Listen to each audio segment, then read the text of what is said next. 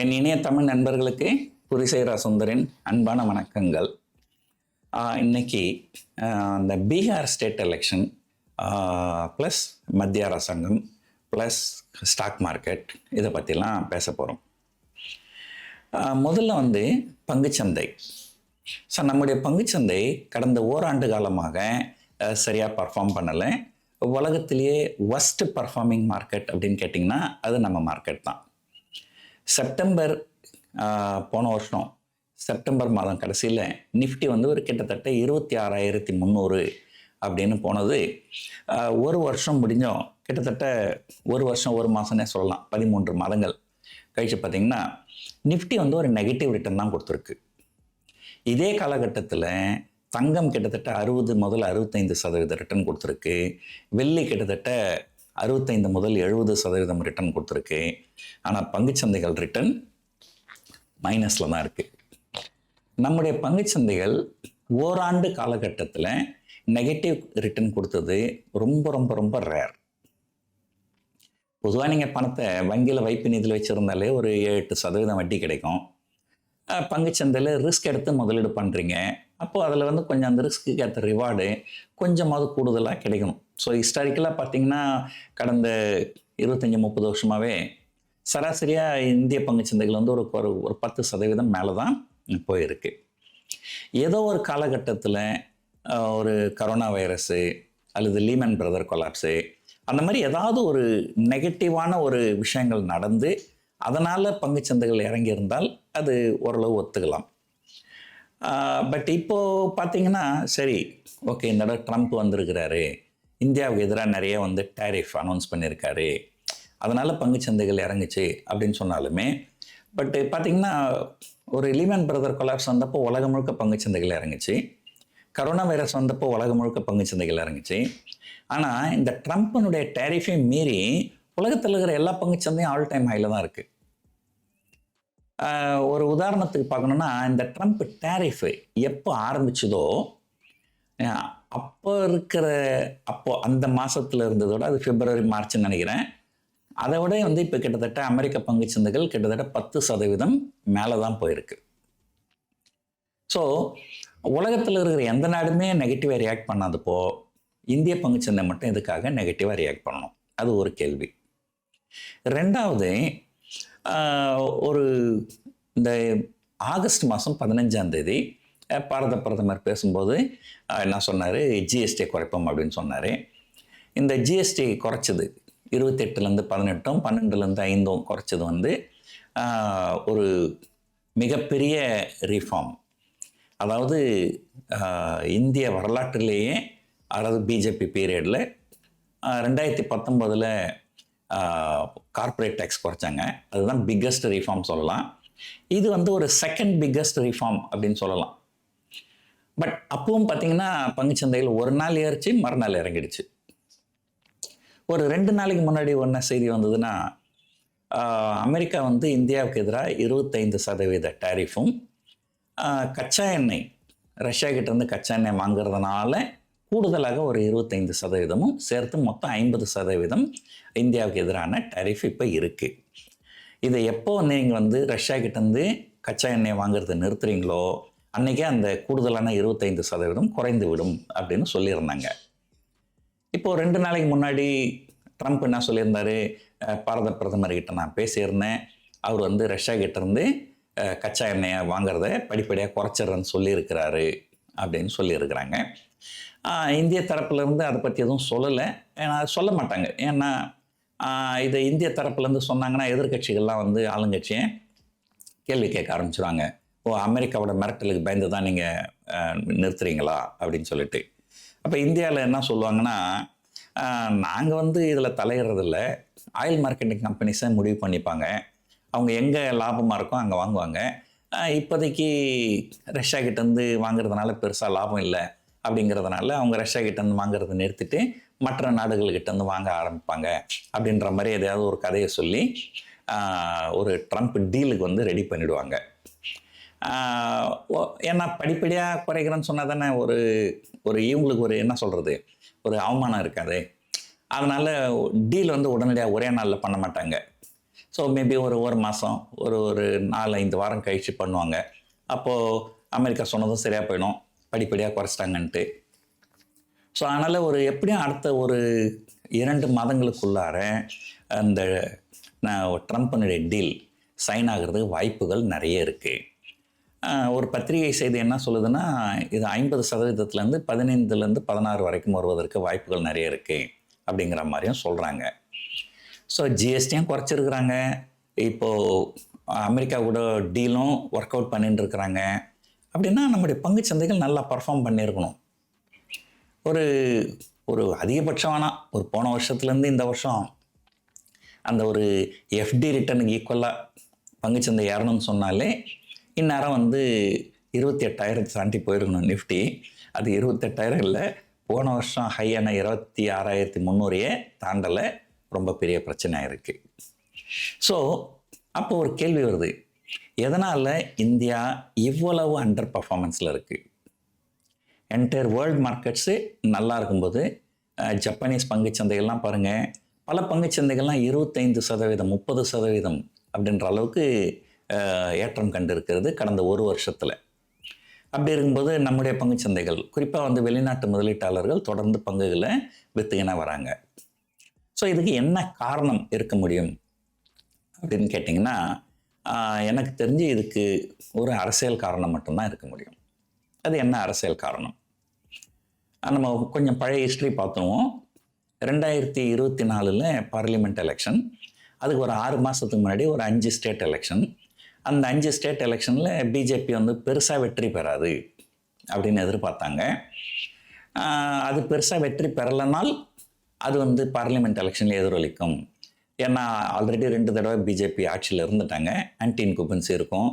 ஒருவேளை பிஜேபி 2024 ஆட்சிக்கு வரலன்னு சொன்னால் பங்குச்சந்தையில் ஒரு பெரிய பாதிப்பு இருக்கும் அப்படின்னு சொல்லிட்டு பங்குச்சந்தைகள் ரொம்ப வீக்காக தான் இருந்தது அந்த 5 ஸ்டேட் எலெக்ஷனுக்கு முன்னாடி.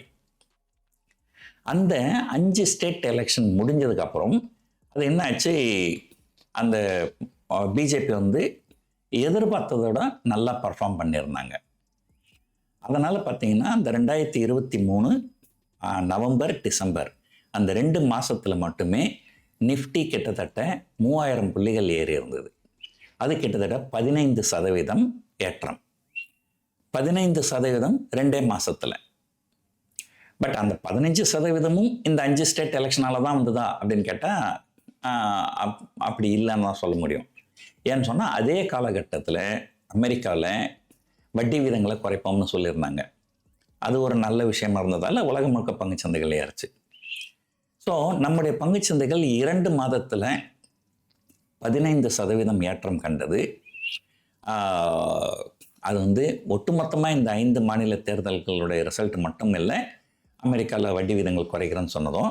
ஸோ அந்த 15% ஏற்றத்தில் பாதி ஏற்றம் அந்த நியூஸ்னாலையும் பாதி ஏற்றம் இந்த நியூஸ்னாலையும் அப்படின்னு நம்ம வச்சுக்கினா கூட கிட்டத்தட்ட 7-8% நம்முடைய பங்குச்சந்தைகள் ஏற்றம் கண்டிருந்தது அந்த 5 ஸ்டேட் எலெக்ஷனுக்கு அப்புறம். அப்படியே ஃபாஸ்ட் ஃபார்வர்ட் பண்ணுங்கள், 6 மாதம் பார்லிமெண்ட் எலெக்ஷனில் ஆரம்பத்தில் பிஜேபியோட பர்ஃபார்மன்ஸ் சரியில்லை. ஈவன் எண்ட் ஆஃப் தி டே வரைக்குமே பிஜேபி 240 சீட்டு தான் கிடச்சிது, அவங்களுக்கு மெஜாரிட்டி இல்லை. பங்குகள் நல்லா இறங்கியிருந்தது. ஆனால் அன்றைக்கி இரவே சந்திரபாபு நாயுடு நான் சப்போர்ட் பண்ணுவேன் பிஜேபிக்குன்னு சொல்லிட்டாரு. ஏற்கனவே நிதிஷ்குமார் சப்போர்ட் பண்ணுறாரு. இவங்க 2 பேருடைய சப்போர்ட்டை வச்சு அது ஒரு நிலையான அரசாங்கத்தை அவங்க கொடுக்க முடியும் அப்படின்னு தெரிஞ்ச உடனே பங்குச்சந்தைகள் மீண்டும் அடுத்த 1-2 மாதங்களில் மிகப்பெரிய அளவில் ஏற்றம் கண்டது. இப்போது கடந்த 6 மாதங்களாக அமெரிக்கா கூட டீல் போடுறது இப்போ யோசனை பண்ணுறாங்க, ஜிஎஸ்டி குறைச்சிருக்கிறாங்க. இது எல்லாமே மீறி நம்முடைய பங்குச்சந்தைகள் சுத்தமாக ஏறலை. Hugely under performing the world market. இது எதனாலன்னு சொன்னால் அடுத்த மாதம் நடைபெறுகின்ற பீகார் சட்டமன்ற தேர்தல். முதல்ல பீகாருடைய சிச்சுவேஷன் உங்களுக்கு தெரியலன்னா அதை சொல்லிடுவோம். கொஞ்ச நாளைக்கு முன்னாடி பார்த்திங்கன்னா கர்நாடகாவில் பிஜேபியும் காங்கிரஸும் 2 பெரிய கட்சிகளாக இருந்தது. எப்பவுமே வந்து ஒரு பிஜேபிக்கு அதிகபட்சமான சீட்டு வரும் அல்லது காங்கிரஸுக்கு அதிகபட்சமான சீட்டு வரும். ஆனால் 2 பேருமே வந்து முதலமைச்சர் நாற்காலியில் உட்கார மாட்டாங்க. 3ஆவதாக வருகின்ற குமாரசாமி தான் வந்து முதலமைச்சர் நாற்காலியில் உட்காருவார். ஏன்னு சொன்னால் காங்கிரஸும் பிஜேபியும் நம்பர் 1 and 2ல் இருந்தாலும் இண்டிவிஜுவலாக அவங்க வந்து ஒரு கவர்மெண்ட் ஃபார்ம் பண்ணுற அளவுக்கு 50% சீட்டு அவங்கக்கிட்ட இருக்காது. ஸோ ஒரு உதாரணத்துக்கு சொல்கிறேன். ஒரு காங்கிரஸ் ஒரு 45, பிஜேபி ஒரு 45, குமாரசாமி ஒரு 10 அப்படின்னு இருந்ததுன்னா, அப்போது குமாரசாமி யாரை சப்போர்ட் பண்ணுறாரோ அவங்க தான் சிஎம் ஆக முடியும். அப்போ குமாரசாமி என்ன சொல்ல, நான் தான் சிஎம்மு அப்படின்னாங்க. அப்போ நான் காங்கிரஸ் வந்து பிஜேபி இங்கே வந்துடக்கூடாதுன்றதுனால காங்கிரஸ் சப்போர்ட் பண்ணுறேன்னுவாங்க, இல்லை காங்கிரஸ் வந்துடக்கூடாதுன்றதுனால பிஜேபி சப்போர்ட் பண்ணுவாங்க. ஆக மொத்தம் கர்நாடகா எலெக்ஷன் பொறுத்த வரைக்கும் நம்பர் 1, நம்பர் 2ல் வரவங்க வந்து வெற்றியாளர்கள் கிடையாது, நம்பர் 3ல் வரவங்க தான் வெற்றியாளர்கள். ஆனால் இப்போ என்ன ஆயிடுச்சு, காங்கிரஸ் வந்து சொந்தமாக 50% மேலே வாங்கிட்டதால் அவங்க தனித்து ஆட்சி அமைச்சிட்டாங்க. ஸோ நம்பர் 1ம் நம்பர் 2ம் 50% மேலே வாங்காத பட்சத்தில் நம்பர் 3 அவங்க தான் ஒரு டாமினன்ட் பிளேயர் ஆகிடுவாங்க. சத்தீஸ்கர்ன்னு நினைக்கிறேன், ஏதோ ஒரு மாநிலத்தில் பிஜேபி 31 எம்எல்ஏ சீட்டு அந்த ஊரில், காங்கிரஸ் 15, பிஜேபி 15 வந்தது. ஸோ 15, ஆனால் ஆட்சி அமைக்கிறதுக்கு 16, இன்னும் ஒரு சீட்டு வேணும். அந்த ஒரு சீட்டு வந்து ஒரு இண்டிபெண்ட் எம்எல்ஏ. அந்த இண்டிபெண்ட் எம்எல்ஏ யாரை சப்போர்ட் பண்ணுறாரோ அவங்க தான் வந்து ஆட்சி அமைக்க முடியும். அந்த இண்டிபெண்ட் எம்எல்ஏ என்ன கேட்டார், என்ன சிஎம் ஆக்குங்க, என்ன சிஎம் ஆக்குற கட்சிக்கு தான் ஆதரவுன்னாரு. கட்சியில் அவர் சிஎம்மாவும் ஆயிட்டார். அவர் பேர் மது கோடா அப்படின்னு நினைக்கிறேன். ரைட். ஸோ அதே போல் நீங்கள் பீகாருக்கு வந்தீங்கன்னால் அங்கே இருக்கிற 4 பெரிய கட்சிகள், அது பார்த்தீங்கன்னாக்கா ஒன்று காங்கிரஸு, பிஜேபி, அதுக்கப்புறம் இந்த நிதிஷ்குமார், அதுக்கப்புறம் இந்த தேஜஸ்வி யாதவ். ஸோ இதில் பார்த்தீங்கன்னா போன தடவை பார்த்தீங்கன்னா தேஜஸ்வி யாதவ் தான் highest number of seats, MLA seat 75 seat. அதுக்கு அடுத்தபடியாக பிஜேபி 74. 2 பேரும் ஏறக்குறைய ஈக்குவலாக தான் இருந்தாங்க. ஆனால் 2 பேருமே வந்து ஆட்சி அமைக்க முடியல. ஏன்னா 243 சீட்டு மொத்தம். ஸோ அதில் பாதினா ஒரு கிட்டத்தட்ட 115 சீட்டுக்கு 240னா எவ்வளோ ஆச்சு, 123 சீட்டு வேணும். ஆனால் இவங்க 2 பேரும் 75 தான் எடுத்திருந்தாங்க. ஸோ கண்டிப்பாக வந்து கூட்டணி ஆட்சி தான். அப்போ வந்து இவர் வந்து நிதிஷ்குமாருடைய கட்சி பார்த்திங்கன்னா கம்மியான சீட் தான் வாங்கியிருந்தாங்க, 43 சீட்டு நம்ம தான் வாங்கியிருந்தாங்க. ஆனால் பிஜேபி என்ன பண்ணாங்க, நிதிஷ்குமாரை முதலமைச்சராக்கி விட்டுட்டாங்க. ஸோ இப்போது என்ன கேள்வி வருதுன்னு சொன்னால், ஒரு 2-3 பாசிபிலிட்டி இருக்குது பீகார் ஸ்டேட் எலெக்ஷனில். திரும்ப ஏறக்குறைய கொஞ்சம் பிஜேபிக்கு நம்பர் ஆஃப் சீட்ஸ் கொஞ்சம் குறைஞ்சி, நிதிஷ்குமாருக்கு கொஞ்சம் நம்பர் ஆஃப் சீட்ஸ் கொஞ்சம் கூடி, காங்கிரஸும் மற்ற கட்சிகளும் சப்போர்ட் பண்ணால் நிதிஷ்குமார் திரும்ப முதலமைச்சர் ஆக முடியும். ஆனால் பிஜேபி சப்போர்ட் பண்ணாலும் அவர் முதலமைச்சர் ஆக முடியாது. அப்படிங்கிற ஒரு சூழ்நிலை இருந்தால் அப்போ எதிர்கட்சிகள் என்ன பண்ணாங்க, நிதிஷ்குமார் நீங்களே சிஎம் இருங்க, ஆனால் பிஜேபிக்கு சென்ட்ரல் கவர்மெண்ட்டில் கொடுக்குற ஆதரவை வாபஸ் வாங்கிடுங்க அப்படின்னு சொல்லுவாங்க. அதுதான் வந்து worst possible scenario for stock market. அப்படி நடந்ததுன்னு சொன்னால் சென்ட்ரல் கவர்மெண்ட்டில் பிஜேபிக்கே பிரச்சனை வரும். பட் பெரிய பிரச்சனை வரும்னு சொல்ல முடியாது. ஏன்னா ஏற்கனவே வந்து பிஜேபி வந்து நிதிஷ்குமார், சந்திரபாபு நாயுடு 2 பேரில் யாராவது ஒருத்தர் ஆதரவு வாபஸ் வாங்கினாலும் அவங்க ஆட்சி கவிழ்ந்துருன்ற சூழ்நிலை இருந்தது. ஆனால் இந்த இடைப்பட்ட காலகட்டத்தில் நிறைய இண்டிபெண்ட் எம்எல்ஏஸை வந்து அவங்க வேலைக்கு வாங்கிட்டாங்க. அதனால் வந்து ஆட்சி கவிழாது, பட் ஒரு நிலையற்ற தன்மை வந்து கொஞ்சம் வந்துடும். ஆக்சுவலாக ஆட்சி கவுந்துட்டாலே நல்லது. ஏன்னா ஸ்டாக் மார்க்கெட் பொறுத்த வரைக்கும் ராம ஆண்டாலும் ராவண ஆண்டாலும் நமக்கு கவலை இல்லை. ஆனால் யாராவது ஒருத்தர் நிலையாக ஆளணும். இப்போ இது இருக்குமா இருக்காதா, கவிழுமா கவிழாதா அப்படின்னு அந்த அன்சர்டனிட்டி இருக்கும்போது தான் பங்குச்சந்தைகள் வந்து ரொம்ப அண்டர் பர்ஃபார்மன்ஸில் இருக்கும். இது ஒன்று. ஸோ மற்றபடி அங்கே வந்து இன்னொன்று நடக்கலாம். ஒரு பிஜேபி இன்னுமே அவங்க கூடுதலான சீட்டு வாங்கிட்டு இவங்க வந்து ஏற்கனவே வந்து போன 5 வருஷம் நீங்கள் தான் சிஎம்மாக இருந்தீங்க, இப்போ நாங்கள் தான் மெஜாரிட்டி, நாங்கள் தான் ஆல்ரெடி 80 சீட்டு 90 சீட்டு இருக்குது எங்கள்கிட்ட, நீங்கள் வந்து எங்களுக்கு ஆதரவு கொடுங்க, நாங்கள் சிஎம்மாக தொடரோம் அப்படின்ட்டு ஒருவேளை பிஜேபி கேண்டிடேட் அங்கே சிஎம் ஆகிட்டால் அது வந்து best possible scenario for stock market.